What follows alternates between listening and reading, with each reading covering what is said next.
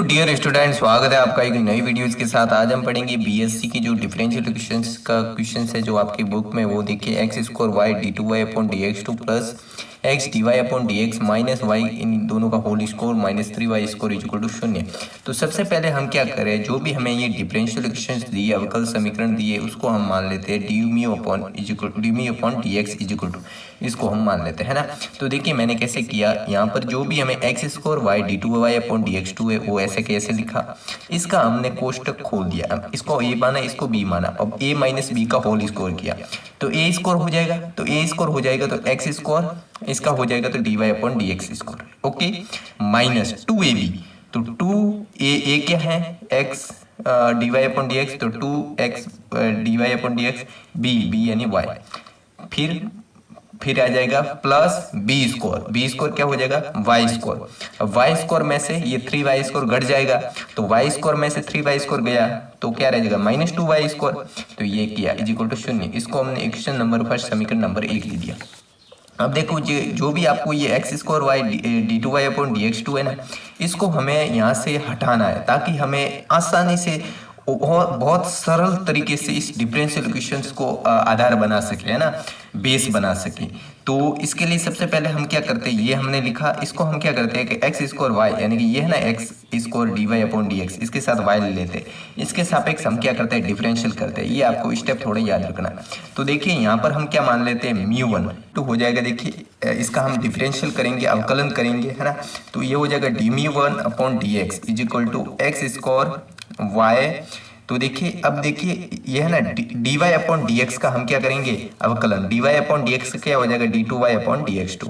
Plus, अब इसका करेंगे ये दोनों कांस्टेंट रखेंगे, इसका किया, अब ये कांस्टेंट रखेंगे, इसका अवकलन करेंगे, तो इसका अवकलन करेंगे क्या हो जाएगा, देखिए यहाँ पर अलग अलग है ना, दो है, तो पहले इसका करते हैं एक्स स्क्वायर का, तो एक्स स्क्वायर का डिफरेंशियल क्या हो जाएगा, अवकलन क्या हो जाएगा टू एक्स हो जाएगा, टू एक्स है ना, ये लिखा टू एक्स, और Y D Y upon D X plus, अब क्या करते हैं एक्स स्क्वायर कांस्टेंट रखते हैं, अब y का करते हैं ना, तो y का क्या हो जाएगा dy अपॉन dx, और एक कांस्टेंट है ही dy अपॉन dx, तो दोनों dy अपॉन dx क्या हो जाएगा dy अपॉन dx का होल स्क्वायर हो जाएगा। इसको हमने इक्वेशन नंबर 3 ले दिया। अब देखिए जो हमें इक्वेशन नंबर फर्स्ट है उसमें से 3 को घटाना है, यानी कि इस समीकरण में से इस समीकरण को घटाना है, यानी D mu upon D x में से D mu one upon D x के पद और इसमें से ये घटाना है ना, तो देखिए D mu upon D x में से D mu one upon D x घटाना है, ठीक है। तो देखिए यहाँ से इससे ये घट जाएगा यानी कि इससे ये पूरा कट गया, अब रहेगा ये, तो देखिए X square D Y upon D X से ये कट जाएगा, है ना, ये कट जाएगा, अब रहेगा क्या minus two X Y D Y upon D X, और यहाँ से माइनस और आ जाएगा क्योंकि घटा रहे हैं तो ये माइनस, तो क्या हो जाएगा minus four X Y D Y upon D X हो जाएगा, और माइनस टू वाई स्क्वायर हो जाएगा, तो देखिए यहाँ पर minus four X Y D Y upon D X हो जाएगा माइनस टू वाई स्क्वायर। मैंने यहाँ पर माइनस किया है, देखिए यहाँ पर जो समीकरण नंबर 1 दिया ना उसमें से हमने समीकरण नंबर 3 को घटा दिया, माइनस कर दिया, सब्स्ट्रैक्शन कर दिया, है ना।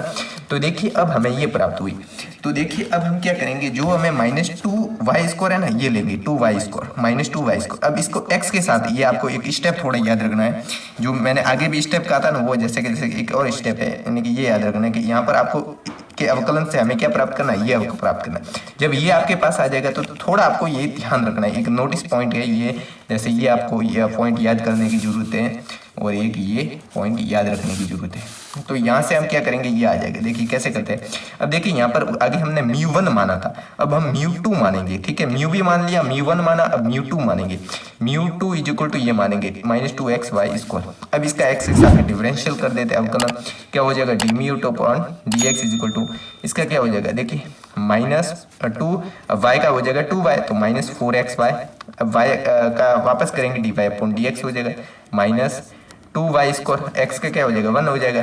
तो एक्स के सापेक्ष तो करें एक्स 1 हो जाएगा, तो माइनस टू वाई स्क्वायर बच जाएगा केवल। इसको हमने इक्वेशन नंबर 5 दे दिया। अब देखिए जो समीकरण नंबर 4 हमें प्राप्त हुई है, इसमें से क्या करेंगे, इसको हम बराबर रखेंगे, यानी D mu x minus D mu one upon D x के हम बराबर क्या रखेंगे D mu two upon D X, इसके बराबर रखेंगे। तो इसके बराबर रखेंगे तो देखिए इससे ये कट जाएगा और इससे ये कट जाएगा, यानी दोनों में से माइनस हो जाएंगे, है ना। तो केवल क्या बचेगा D mu upon D X minus D mu to one upon, ये माइनस का इधर जाके प्लस का हो जाएगा, है ना, D mu one upon D X plus D mu one two upon D x. यहाँ से देखिए हमें डी अपॉन डी एक्स ले लेते हैं, मी वन कॉमन ले लेते हैं, मी वन प्लस मी टू, इसको हमने इक्वेशन नंबर 6 दे दिया। ये किसके बराबर है, डी मी वन अपॉन डी मी अपॉन डी एक्स, है ना। क्योंकि ये आपको सीधी सी बात है, जब मैंने इसको बराबर रखा तो ये तो इससे तो ये कट गया, इससे भी ये कट गया, है ना, समान पद हो गए।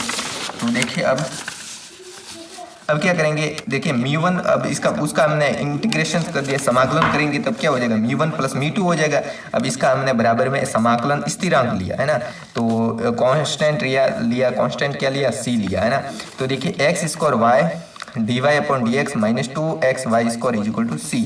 तो देखिए ये है ना, जो ये मैंने इसके यहाँ पर देखिए X square Y D Y upon D X is equal to क्या लिया मैंने, सी। ये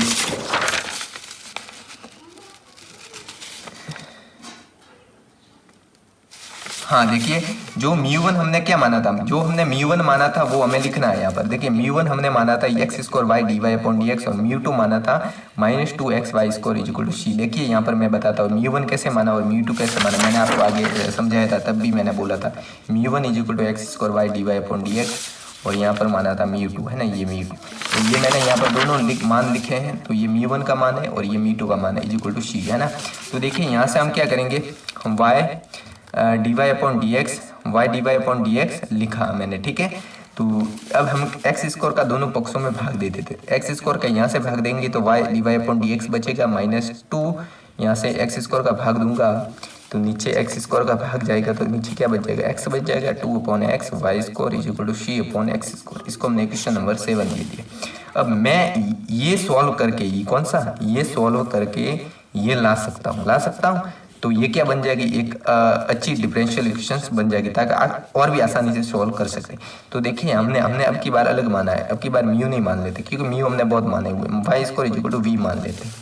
तो यहाँ से हो जाएगा 2y D Y upon D X, दोनों तरफ हमने डिफरेंशियल किया तो इस तरह होगा D V upon D X. समीकरण 7 से ये मान है ना, ये इसकी जगह मैं क्या लिखूंगा, क्योंकि ये बराबर हमें प्राप्त हुआ D V upon D X, यानी इसकी जगह मैं D V upon D X लिख सकता हूँ, Y D Y upon D X की जगह, Y D V upon D X की जगह क्या लिखूंगा, क्योंकि ये 2 है तो इधर जाएगा तो 1/2 बन जाएगा, तो इसकी जगह 1/2 D V upon D X लिख सकते हैं। तो समीकरण 7 में देखिए यहाँ पर लिखा 1/2